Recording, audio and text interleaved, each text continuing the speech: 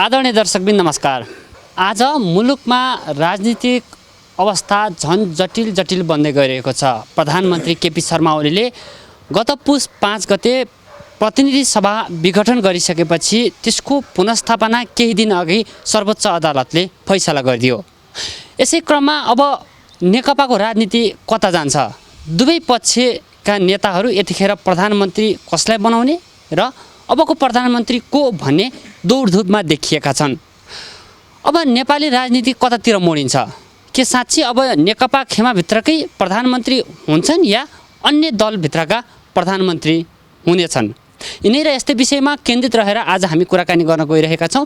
कुराकानी गर्नका लागि दाहाल नेपाल पक्षका राजेन्द्र पाण्डे यतिखेर हामीसँग हुनुहुन्छ। आउनुहोस् उहाँलाई स्वागत गरौँ। राजेन्द्र सर, स्वागत छ। धन्यवाद।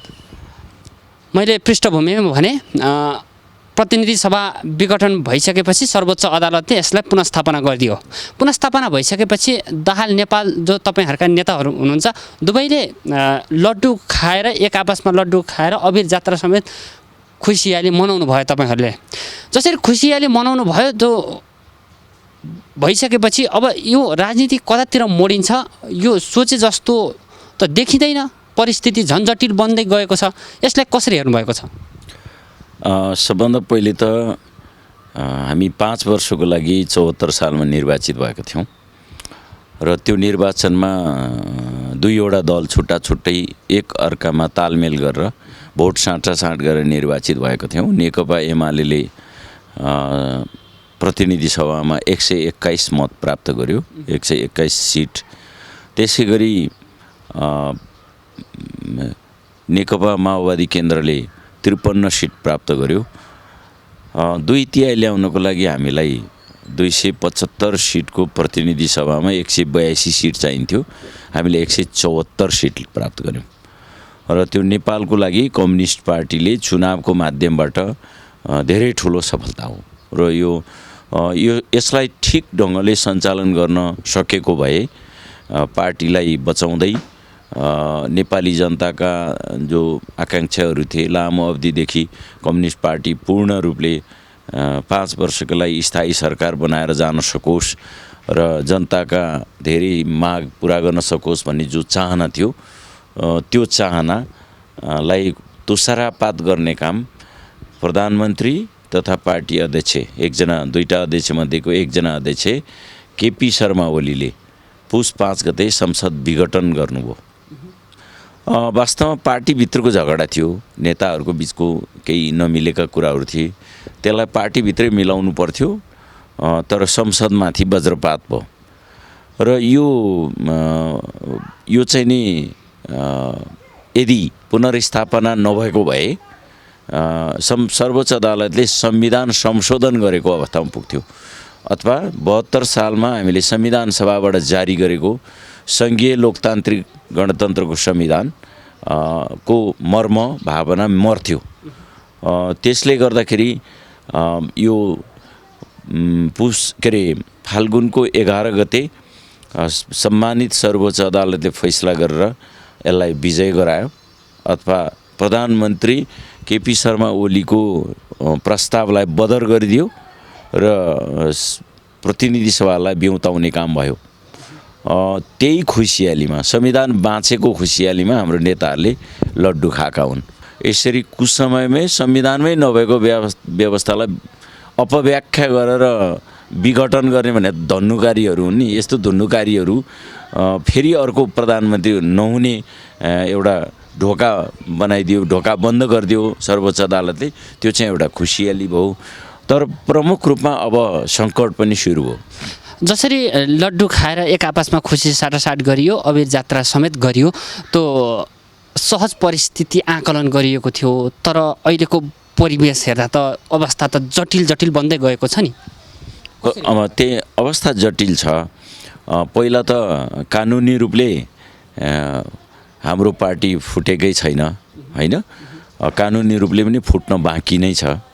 मलाई लाग्छ अब पार्टी केपी शर्मा ओलीले राजीनामा गरेर सर्वोच्च अदालतको निर्णयलाई सम्मान गरेर बाहिर निस्केको भए पार्टी फुटको अवस्थामा नजाने स्थिति पनि बन्न सक्थ्यो होला। हाम्रो पार्टीका केही नेताहरू वामदेव गौतम लगायतका केही नेताहरू एकता भनेर एकताको लागि प्रयत्न गर्छौँ भनेर नि लाग्नु भएको छ। मैले त उहाँहरूलाई तपाईँको प्रयत्न गर्नुहुन्छ भने ठिक छ, त सफल होस् भनेर पनि भनेको हुँ। तर अहिले परिस्थिति जटिल छ। विशेष गरी अब नयाँ सरकार बन्नलाई सबभन्दा पहिले त केपी शर्मा ओलीका विरुद्ध अविश्वासको प्रस्ताव दर्ता हुनुपर्छ। केपी शर्मा ओलीको तपाईँहरूले राजीनामा मागिरहँदा अब संसदमा जस्तो सुकै परिस्थितिको पनि सामना गर्छु, राजीनामा चाहिँ दिँदिनँ भन्नुभएको छ नि त। त्यो भन्नुभएको छ। त्यो उहाँले जहिलेसुकै पनि उहाँको भाषा त्यस्तै हुन्छ। म त्यो पहिला पनि सरकारमा बसेको बेलामा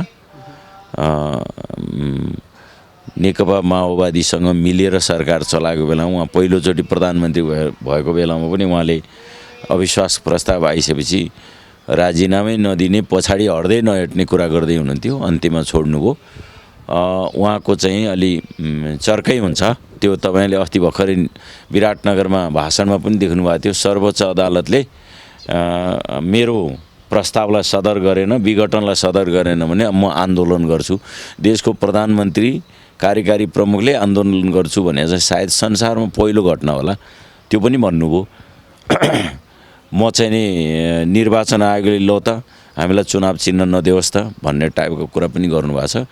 तर सबै कुरा त संविधान, राजनीतिक दल सम्बन्धी कानुनमा हुने कुरा हो। त्यसले जे निर्धारण गर्छ त्यो मात्रै हुनसक्छ। उहाँको व्यक्तिगत भनाइले चाहिँ हुँदैन। तर सङ्कट यसमा नैमा छ कि अब हामीले हिजो एउटै पार्टीको तर्फबाट सरकार बनाएर शासन चलाउन पाउँथ्यौँ। अब त्यो स्थिति रहेन। अब नेपाली काङ्ग्रेस, जनता समाजवादी पार्टी लगायतका दलहरूसँग मिलेर हामीले संयुक्त सरकार, त्यो संयुक्त सरकार कोसँग गर्ने भन्दा संविधान बचाउनको लागि जो सडकमा आन्दोलनमा उत्रे तिनीहरूसँग मिल्ने, संविधानलाई समाप्त पार्ने तत्त्वलाई बाहिर निकाल्ने। कस्तो परिस्थिति आयो राजेन्द्र सर? जनताले आफ्नो बहुमूल्य मत 5 वर्षका लागि कम्युनिस्ट सरकारलाई सत्तामा पुर्याए। त्यो सम्भवतः नेपालकै इतिहासकै भन्नुपर्छ पहिलो जनमत पाएको सरकार। अहिले तपाईँहरूकै सरकार, तपाईँ प्रधानमन्त्री होइदिनु पर्यो भनेर गुहार मागे जस्तो देखियो नि। अब तपाईँहरूले जनता सामु चाहिँ कस्तो म्यान्डेट लिएर जानुहुन्छ होला? जनताले कसरी मूल्याङ्कन गर्छन् होला? त्यो कसरी लिनुभएको छ तपाईँहरूको पक्षले? स्वभावैले जनताको बिचमा जाँदा हामीलाई केही कठिन छ, तर पनि जनतालाई हामीले बुझाउनुपर्छ। पहिला पनि थिए हाम्रो कम्युनिस्ट पार्टीको महासचिव केशरजङ रायमाझी, डाक्टर केशरजङ रायमाझीले राजा महेन्द्रको कदमलाई 17 साल पुस 1 गते राजा महेन्द्रले बौद्धले व्यवस्था खाइदिएका थिए, निरङ्कुश व्यवस्था लादेका थिए। त्यसलाई उनले केशरजङ रायमाझीले समर्थन गरे। कम्युनिस्ट पार्टीको महासचिवले राजाको निरङ्कुश कदमलाई स्वागत गर्नुहुन्थ्यो त हो। त्यसैको अर्को संस्करण हो अहिले। त्यस हुनाले हामीले केपी शर्मा ओली कम्युनिस्ट पार्टीको अध्यक्ष भइसकेका व्यक्ति, उहाँले गरेका कदम, यो कदमको विरोध हो, केपी ओलीको विरोध होइन। केपी ओलीले ठिक बाटो लिए उहाँको समर्थन, केपी ओलीले गलत बाटो लिँदाखेरि उहाँको विरोध हुन्छ, गर्नुपर्छ भन्ने खालको कुरो चाहिँ हामीले जनतामा बुझाउनुपर्छ। केही समय लाग्छ, जनताले पनि बुझ्छन्। किन बुझ्छन्? नबुझ्ने भए त त्यत्रा जनता सडकमा उत्रेर हामीलाई साथ दिने। सडकमा उत्रिन त तपाईँहरूको पक्षका मात्र पनि उत्रिएनन्। केपी ओलीको जुन आम सभाहरूमा पनि उभिएका देख्यौँ। जति तपाईँहरूले मान्छे उतार्नु भयो त्यति मान्छे पनि उताको पछि केपी ओली पक्षबाट नै उत्रिए। जनताको फैसला कसले गर्छ भन्ने त सर्वोच्चले गरेको। अब निर्वाचन आयोगले जुन पार्टी चिन्ह र पार्टी कसलाई दिने भन्ने फैसला गर्न अझै केही समय कुरौला जस्तो, फैसला नगरेको जस्तो देखिन्छ। तपाईँहरूको कदम चाहिँ के हुन्छ? पहिला त निर्वाचन आयोगले अब आयोगमा बसेका व्यक्तिहरूको पनि धारणा के होला भन्दा यो सकभर सर्वोच्च अदालतले नै टुङ्गो लगाइदियोस्, हामी विवादमा पर्न नपरोस् भन्ने उहाँहरूको चाहना थियो होला। त्यो अध्याय सिद्धियो। सर्वोच्च अदालतले एउटा निर्णय गरिदिइसक्यो। त्यस हुनाले अब निर्वाचन आयोगले अब पर्खन मिल्दैन र पूर्व प्रमुख निर्वाचन आयुक्तहरूले पटक पटक भनिरहनु भएको छ यो कोर्समा सुरु गर, ढिला नगर। हामीलाई उहाँहरूले दाबी गर भन्नुभयो, हामीले दाबी गरेका छौँ। उहाँहरूले के भन्नुभयो भने हामीले पटक पटक पत्रहरू दियौँ निर्वाचन आयोगमा र हामीले त एकजना अध्यक्षलाई हटाएका हौँ, उहाँलाई पार्टी सदस्यबाट पनि हटायौँ, अरू धेरै केही चेन्ज छैन, त्यस हुनाले यो अद्यावधि गरिदिनुहोस् भनेर हामीले भन्यौँ। अनि उहाँहरूले के भन्नुभयो भन्दाखेरि तपाईँहरूको विधानअनुसार 2टा अध्यक्ष भएको सिस्टम छ, 2टै अध्यक्षले लेखेर दिनुपर्छ, तर हामी चाहिँ अरू कुरा भन्दा पनि तपाईँहरूको पार्टीको 441 जना केन्द्रीय सदस्य जो पहिला पार्टी एकतामा पेश गर्नुभएको थियो त्यो चाहिँ हामी मान्छौँ। यस बिचमा केपी शर्मा ओली, एकजना अध्यक्ष केपी शर्मा ओलीले लेखेको कुरा पनि मान्दैनौँ, प्रचण्डले लेखेको कुरा पनि मान्दैनौँ भनेर निर्वाचन आयोगले 441 जनाको केन्द्रीय कमिटीलाई मान्यो। अब हामीले निर्वाचन आयोगसँग त्यही भनिरहेछौँ, तिमीसँग 441 जनाको केन्द्रीय कमिटीको नाम छ, सबै विवरण छ, त्यो 441 जनालाई बोलाएर निर्वाचन आयोगमा खडा गरेर त्यो शनाखत गर्ने काम गर्नुहोस्। हामीले त्यही भनेका छौँ, हामीले निवेदन पनि त्यही दिएका छौँ, दाबी गरेका छौँ। सायद अब चाँडै नै निर्वाचन आयोगले यो प्रक्रिया अगाडि बढाउला। जुन दिन सर्वोच्च अदालतले संसद पुनर्स्थापना गर्यो त्यही दिनदेखि नै प्रधानमन्त्रीको राजीनामा मागिसक्नु भएको छ, तर प्रधानमन्त्री कुनै हालतमा पनि म राजीनामा दिन्न, संसदमा अविश्वासको प्रस्ताव आयो भने म त्यसलाई सामना गर्छु भनेर भनिरहँदाखेरि अब तपाईँहरूले अविश्वासको प्रस्ताव लाने होला, प्रधानमन्त्रीको राजीनामा माग्ने होला, त्यसको तयारी चाहिँ के छ? अब यसो हुन्छ, अब जबकि आफूले राखेको प्रस्ताव सम्मानित सर्वोच्च अदालतले मानेन भने नैतिकता भएको प्रधानमन्त्रीले राजीनामा दिएर बाहिर हट्नुपर्छ। वास्तवमा त उहाँले चाहनु भएन, म फेस गर्छु भन्नुभयो, उहाँले फेस गर्छु भन्नुभएपछि अब हामी नेपालको राजनीतिक वृत्तमा एउटा बडो गम्भीर छलफलको विषय बनेको छ। त्यो छलफलको विषय के हो त भन्दाखेरि अस्ति संसद विघटन गरेर प्रतिगामी कदम चाल्ने व्यक्तिको पक्षमा उभिने कि प्रतिगामी कदमको विरुद्धमा उभिने, संविधानको रक्षामा उभिने भन्ने हाम्रो अगाडि 2टा बाटो छ, तेस्रो बाटो छैन। त्यसैले अहिले भएका मूल राजनीतिक दल का साथीहरूमा नेपाली काङ्ग्रेस जो पनि सडकमा आन्दोलनमा थियो, जनता समाजवादी ऊ पनि सडकमा आन्दोलनमा थियो, यी राजनीतिक दलहरूसँग हामी कुरा गर्छौँ। हाम्रो नेता माधव कुमार नेपाल, पुष्पकमल दाहाल प्रचण्ड उहाँहरू शहीद भसेर उहाँहरू कुराकानी पनि थालनी सुरु गर्नुभएको छ, गर्छौँ र छिटोभन्दा छिटो अब 23 गते संसदको बैठक बोलाइसकेका छ। बैठक बोलाइसकेपछि हामी अविश्वासको प्रस्ताव लैजान्छौँ। अब राजीनामा उहाँले गर्ने नगर्ने उहाँको कुरा हो, अविश्वास प्रस्ताव लैजान्छौँ। अविश्वासको प्रस्ताव लैजान्छौँ भनिरहँदाखेरि तपाईँहरूको नेकपा जुन कानुनी रूपमा त फुटेको छैन, वैचारिक रूपमा फुटे तापनि कानुनी रूपमा त फुटेको छैन, पार्टी नफुटाइकन अविश्वासको प्रस्ताव लान मिल्छ? मिल्छ, मिल्छ। त्यो तपाईँ प्र्याक्टिस भएपछि थाहा पाउनुहुन्छ, पर्सि लगेपछि थाहा पाउनुहुन्छ, लगेपछि थाहा पाउनुहुन्छ। अहिलेसम्म कानुनी रूपमा चाहिँ नेकपा फुटिएन, कानुनी रूपमा नेकपा नफुटिकन अविश्वासको प्रस्ताव लान पाइँदैन भनेर तपाईँहरूले त पार्टी फुट्यो भनेर त न सर्वोच्च अदालतले भनेको छ न निर्वाचन आयोगले भनेको छ। नेकपा त पार्टी सिङ्गो छ अहिले। त्यो त हामी प्रोसेसमा गइसकेका छौँ, हामी प्रोसेसमा गइसकेका छौँ। त्यसो भएको हुनाले निर्वाचन आयोगले पनि अब अनिर्णयको बन्दी बनेर यो प्रोसेसलाई बाधा हाल्ने गरी यो राजनीतिक निकास दिने सवालमा निर्वाचन आयोगले गेट बन्द गरेर बस्न पाउँदैन, उसले पनि तुरुन्तै निर्णय दिनुपर्छ। प्रदेशमा पनि आफू निकटका तपाईँहरूका कार्यकर्ता, मन्त्री, प्रदेशका सांसदहरू आफ्नो पक्ष समाइसकेका छन्। हिजो मात्र प्रधानमन्त्री केपी शर्मा ओलीले प्रमुख सचेतक देव गुरुङलाई हटाएर विशाल भट्टराईलाई नियुक्ति गरिसक्नु भएको छ। अब यसले के सङ्केत गर्छ? उहाँले त धेरै नियुक्ति गर्नुभएको छ। उहाँले 441 जनाको केन्द्रीय कमिटी हो हाम्रो, त्यो केन्द्रीय कमिटीमा उहाँले 1179 को केन्द्रीय कमिटी बनाइसक्नु भएको छ। अझ पछाडि 1179ले पुगेन भने 1501 जनाको केन्द्रीय कमिटी पनि बनाउनु भएको छ।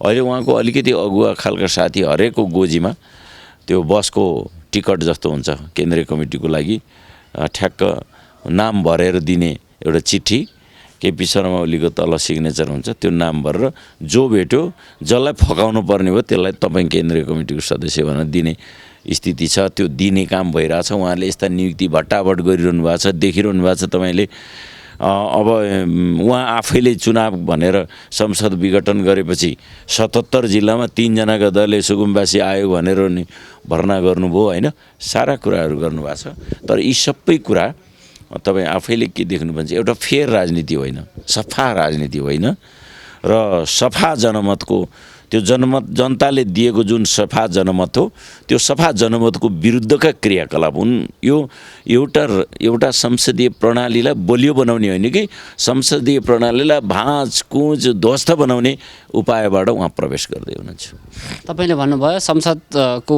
बैठक भइसकेपछि अविश्वासको प्रस्ताव लान्छौँ भनेर भनिरहँदाखेरि तपाईँहरूकै जुन सहयोगी मागिरहनु भएको छ काङ्ग्रेससँग पनि तपाईँहरूसँग गठन गर्नु पर्यो तपाईँहरूसँग सत्ता साझेदारी गर्नु पर्यो र जसपासँग पनि जानुभयो तर ती प्रतिपक्षका दलकै नेताहरूले के भनिरहेको छ भने तपाईँहरू पहिला पार्टी लिएर आउनुहोस् न तपाईँहरूको आधिकारिक पार्टी नै छैन भनिसकेको छ अब तपाईँहरूको कदम चाहिँ के हुन्छ भन्ने जनताले आकलन गर्छ। यस्तो भयो भने उनै संसद विघटन गर्ने केपी शर्मा ओली रहिरहन्छन् उहाँहरूलाई त्यही मन परायो है तिनै बस्छन् के फरक पर्छ त हामीलाई त केही टाउकोदैन हामीले त बनाएकै मान्छे हो पहिला होइन काम नलाग्ने मान्छे हो भनेर उनीहरूले पनि भनेका हुन् सबैले भने हो संसदीय प्र्याक्टिसमै पनि गलत मान्छे हो भनेर भनिसकेपछि फेरि पनि काङ्ग्रेस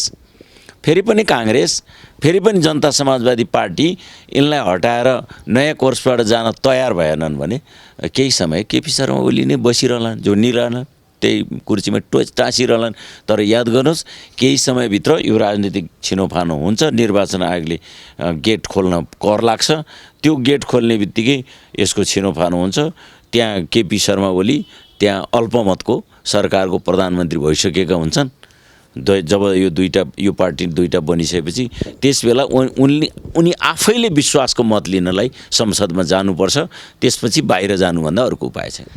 एकचोटि संसद अविश्वासको प्रस्ताव फेस गरिसकेपछि प्रधानमन्त्रीको बहुमत पुग्यो भने त्यो अविश्वास फेल भयो भने 1 वर्ष त सोझै सम्बन्धित व्यक्ति अल्पमतमा परेपछि उसले विश्वासको मत लिनुपर्छ तपाईँले दोहोऱ्याएर अरू राजनीतिक दलहरूले दिन पाउँदैनन् तर ऊ व्यक्ति त अल्पमतको सरकारमा बस्न पाइन्छ जो प्रतिपक्ष साबित गर भनेर संसदमा आवाज सुरु हुन्छ साबित गर्न जानुपर्ने हुन्छ नगए त सुखै छैन।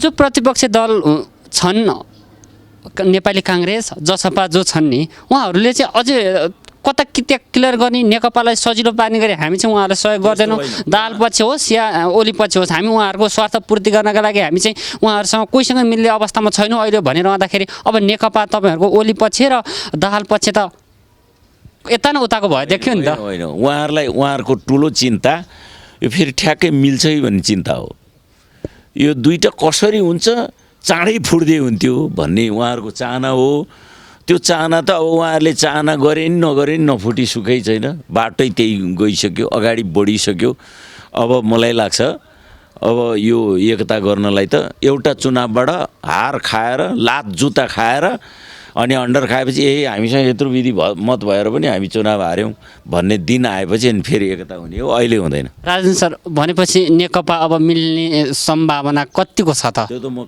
एकदम जिरो म प्रष्ट भन्छु यो सन्देश वामदेव कमरेड कहाँ पनि पुगोस् म जिरो देख्छु किनभने मैले अहिलेसम्मको सिम्टममा कहीँ एकता हुने कुनै ठाउँै छैन कुनै हुन्छ नि एउटा एकताको सिम्टम कहीँ वैचारिक रूपमा फुटे पनि त तपाईँहरू कानुनी रूपमा फुटेका छैनन् त्यत्रो जनमत दिएर जनताले पठाएका छन् अझै आम कार्यकर्ताहरू नेकपा नफुटे होस् भनेर चाहनुहुन्छ तपाईँहरू जस्ता नेताहरू चाहिँ अझै 0% हो अब नेकपा मिल्ने भनिरहँदाखेरि कार्यकर्ताहरूमा चाहिँ नैराश्यता थपियो त? नैराश्यता केही पनि थपिँदैन म असत्य बोल्दिनँ है असत्य बोलेर जनतालाई गुमराहमा राख्नुभन्दा यो एकता हुँदैन एकता चाहिँ जनताको चाहिँ एकता हुन्छ कुरा बुझ्यो एउटा सग्लो पार्टी बनाएर अगाडि बढौँ त्यो आम जनताले के दिन्छ यो दुईटा गलत कुन चाहिँ गलत हो भनेर छुट्याएर भोट हालेपछि एकता त्यहीँ भइहाल्छ जनताले हाल्ने भोटमा एकता हुन्छ यो टाउको एकता हुँदैन। त्यसो भए तपाईँहरूको प्रधानमन्त्री को त अब? हाम्रो प्रधानमन्त्री यो आन्दोलनमा जो दरोसँग उभियो तिनै मध्येबाट सहमतिमा हुन्छ। प्रचण्ड प्रचण्डले त म हुन्न पनि भन्नुभएको छ। सहमति जसका नाममा हुन्छ त्यही भन्नुपर्छ भन्ने छ। भनेपछि माधव कुमार नेपालले आइनु माधव कतिको सम्भावना छ? सम्भावना त हेर्नुहोस्, राजनीति भनेको सम्भावना खेल हो। अब मलाई लाग्छ तपाईँलाई बताउँ, माधव नेपाल, प्रचण्ड, बाबुराम भट्टराई, शेरबहादुर देउबा, अब काङ्ग्रेसभित्रैबाट पनि अर्को कोही जन्मिन पनि सक्छन्। यहाँ दलको नेतै हुनुपर्छ भन्ने छैन है। अहिले चाहिँ हाम्रो सहमतिमा एकजना सांसदलाई प्रधानमन्त्री बनाएर पठाए पनि हुन्छ। संविधान अनुसार हामीले त्यो व्यवस्था गर्न सक्छौँ। जसपाले न तपाईँहरूलाई जसपाले साथ दिएको छ यतिखेर, न नेपाली काङ्ग्रेसले साथ दिएको छ। यसरी साथ दुवै प्रतिपक्षी दलका नेताहरूले साथ नदिइरहँदाखेरि त पल्लाभारी त यता केपी ओलीतिर देखियो नि त।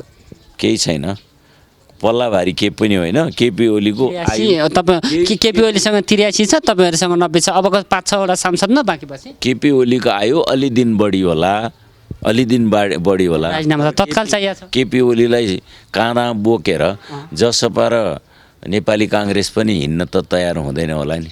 यत्रो संविधानलाई कुल्छ नि। देखियो त राजेन्द्र सर, अब यत्रो संसद विघटन भइसकेपछि पुनर्स्थापना हुनुपर्छ। केपी ओलीलाई हामी साथ दिँदैनौँ प्रतिपक्षले भनिरहँदाखेरि जब सर्वोच्च अदालतले पुनर्स्थापना गरिदियो त्यतिखेर त्यति बेलैदेखि चाहिँ प्रतिपक्ष जसपा र काङ्ग्रेस त म्युचुअल बसिदिए नि त। यो सङ्केतले त तपाईँहरूलाई साथ दिनु पर्थ्यो जस्तो तपाईँहरूले दिन्छन् होला जस्तो तपाईँहरूले अनुमान गर्नुभएको थियो, तर दिएनन्। यो सङ्केतले त ओली अझै बस्ने देखियो नि त। तपाईँहरूको मिडियालाई थाहा नभए मात्रै यो दुवै पार्टीले अब माधव नेपाल र दाहाल पुष्पकमल दाहालसँगको समीकरण कसरी जाने भनेर आन्तरिक रूपमा सल्लाह गर्न सुरु गरिसकेका छन्। तपाईँहरूको मिडियाले थाहा नभए मात्रै, या तपाईँ थाहा नपाएर यो क्वेसन दोहोऱ्याइ राजेन्द्र महतोले पहिला तपाईँहरूको पार्टी कुन हो त्यो चाहिँ लिएर आउनुहोस् भनिरहँदाखेरि तपाईँहरूले उत्तर दिने ठाउँै भएन। त्यो उहाँहरूले त्यही भाषाबाट तपाईँले के बुझ्नुपर्छ, तपाईँहरू पार्टी चाँडै फुटाउनुहोस् भने हो कि यति बुझ्नुहोस्। तपाईँहरू चाँडै पार्टी फुटाउनुहोस् भने हो। तपाईँहरूको आधिकारिकता भनेर हाम्रो आधिकारिकता उहाँहरूले खोजे होइन। यो पार्टी कम्युनिस्ट पार्टी एउटै रहन्छ कि भन्ने धेरैलाई चिन्ता छ है।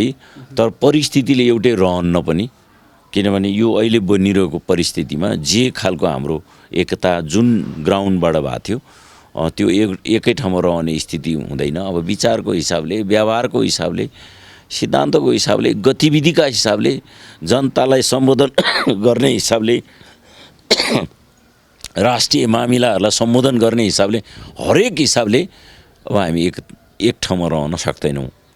अब केपी शर्मा ओलीको भाषण मात्रै छ, केवल उनी भाषण गर्छन्, दुनियाँलाई बेकुब बनाउने भाषण गर्छन्, तर काम चाहिँ सिनका केही भाइचिँदैन। त्यसो भएको हुनाले अब त्यो ठाउँमा सँगै हामी अगाडि बढ्न सक्दैनौँ। तपाईँले खोजेको यो आधिकारिकताको कुरा धेरैले खोजिरहेछन्, त्यो आधिकारिकता कुरा ढिलो चाँडै नै टुङ्गिन्छ।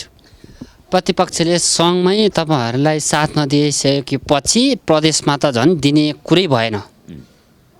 अब प्रदेशमा सङ्घमा नदिइसकेपछि अब तपाईँहरूको रणनीति चाहिँ के हुन्छ त? कि मिलाउनेतर्फ लाग्नुहुन्छ कि आफै एकलौटी रूपमा जानुहुन्छ? होइन, हामी आफ्नै खुट्टामा उभिएर जनतालाई सङ्गठित गर्नुपट्टि लाग्छौँ। त्यही सङ्गठित जनताले जे गर्न भन्छन् त्यही गर्छौँ। बहुमत पुग्न पऱ्यो नि त, प्रतिपक्षको सपोर्ट नलिई त होइन।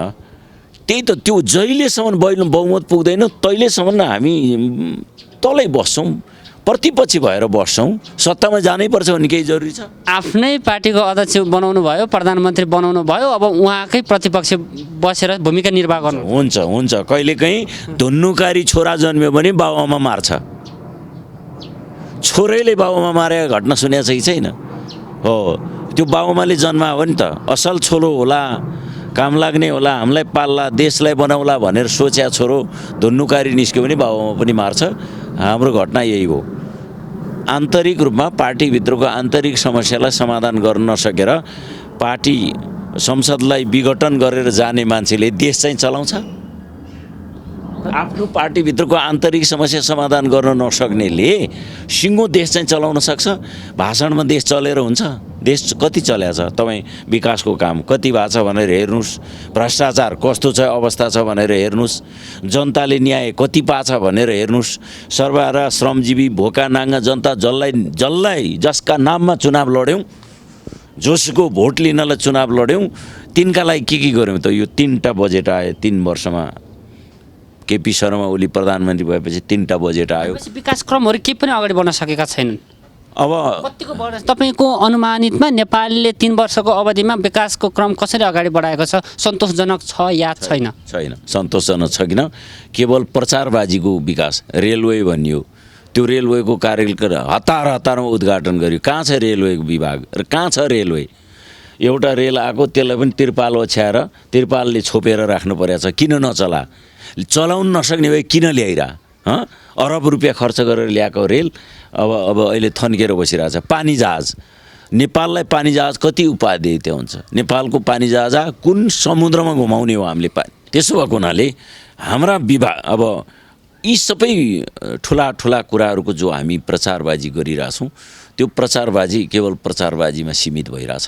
अब अहिले उनलाई के चिन्ता छ त? हतारमा त्यो मेलम्चीको पानी ल्याएर काठमाडौँ ल्याउनु पाए। मेरा पालामा आयो, उनकै पालामा जन्म भए योजना हो र यो त 23 वर्षमा नि बढी भइसक्यो हो, यत्रो वर्ष भइसक्यो। अहिले ठिक्क पानी झर्ने बेलामा यो आँप पाकेर भेट्नुबाट ठ्याक्क झर्ने बेला लट्ठी यसो ताग्या जस्तो अहिले उनलाई एकदम हतार छ। मैले सुनेको छु आज पत्रिकामा पढ्दाखेरि पनि 3-4 जना कन्सल्ट्यान्ट इन्जिनियर अहिले बेला भएको छैन, धेरै कुराहरू अझै चेक गर्न बाँकी छ, 2-3 महिना अझै लाग्न सक्छ, अझै मर्मत सम्मार भित्री बनोट बाँकी छ भन्दा होइन चाँडै ल्याउनुपर्छ। अझै 3-4 जना 5 जना मन्त्रीहरू लागेर पुगेका थिए चाँडै यो पानी हुल्नु पऱ्यो सुरुङमा भनेर। त्यस हुनाले अहिले त्यस्तो छ। माधव नेपालै प्रधानमन्त्री भएको बेला मध्य पहाडी राजमार्ग सुरु भएको थियो, पुष्पलाल राजमार्ग, त्यो पनि चाँडै चाहिँ नि उद्घाटन के गर्न सकिन्छ, कुन भागको त्यो मैले ल्याऊ भन्ने इच्छा छ। यस्ता खालका कुराहरू धेरै देखिन्छन्। यो त्यो चाहिँ नि जादुगरले पानीमा आगो बाल्छु मान्छे उडाउँछु भने हुन्छ नि, त्यस्तै टाइपका कुराहरू गरेर जनतालाई छक्याएर आफ्नो प्रधानमन्त्रीले आफ्नो पार्टीको अध्यक्षले यस्तो गरेर बिताउनु भयो। अब तपाईँको मिडिया मार्फत मैले सारा मान्छे समर्थक विरोधी जम्मै मान्छेलाई यस्तो कुरा सुनाउनु पर्दा म आफ्नै आत्मग्लानी भएको छ। महत्त्वपूर्ण समय र संवादको लागि धेरै धन्यवाद। मलाई समय दिनुभयो त्यसको लागि धन्यवाद। धन्यवाद।